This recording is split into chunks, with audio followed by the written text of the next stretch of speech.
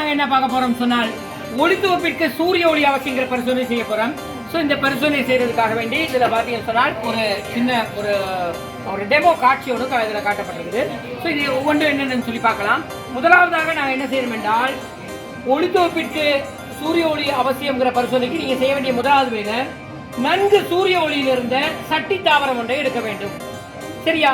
பின் அதனை ஏறத்தாழ 48 மணி நேரம் இருட்டறையில் வைக்க வேண்டும். இருட்டறையை காட்டுறதுக்காக வேண்டி நாங்கள் இந்த இப்படி ஒன்று காட்டியிருக்கோம். இது இருட்டறையில் இருக்கிறதாக எடுத்துக்கொள்ளுங்க. சரியா? இருட்டறையில் வைப்பதற்கான காரணம் தாவரத்தில் இருக்கிற மாப்பொருளை முற்றாக அகற்றுவதற்காக. பின் என்ன செய்யணும் சொன்னால் அந்த தாவரத்திலிருந்து ஒரு இலைக்கு இவ்வாறு காட்டப்பட்டவாறு ஒரு இலைக்கு கருப்பு கடதாசி கட்டப்பட்டு மீண்டும் சில மணி நேரம் சூரிய ஒளியில் வைக்க வேண்டும். அந்த சில மணி நேரம் என்பது ஒரு 3 தொடக்கம் 4 மணி நேரம் நீங்க வச்சா காணும். சரியா? பிறகு என்ன செய்யணும், கருப்பு கடலாசி கட்டப்பட்ட இலையை வெளியில எடுத்து அதனை மாப்பொருள் சோதனைக்கு உட்படுத்தணும். மாப்பொருள் சோதனைக்கு உட்படுத்துறது என்ன அர்த்தம்? முதலாவது என்ன செய்யணும் சொல்லுவா?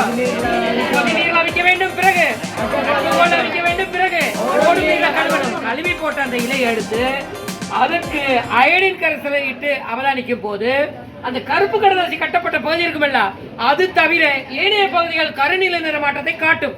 அப்படி காட்டுமாக இருந்தால் நடுவில் கருப்பு கடலாசி கட்டப்பட்ட இலையில எந்த மாற்றம் ஏற்படலை. இதுக்கான காரணம் தொடர்ந்து சூரிய ஒளி கிடைக்காததுனால தான் இதுல அந்த மாற்றம் ஏற்படலை. ஆகவே என்ன முடிவுக்கு வரலாம்? சூரிய ஒளி அவசியம். சூரிய ஒளி கிடைக்காட்டி ஒளித்தொப்பு செய்யாது. ஒளித்தொப்பு செய்யாட்டி அந்த இலையில என்ன இருக்காது?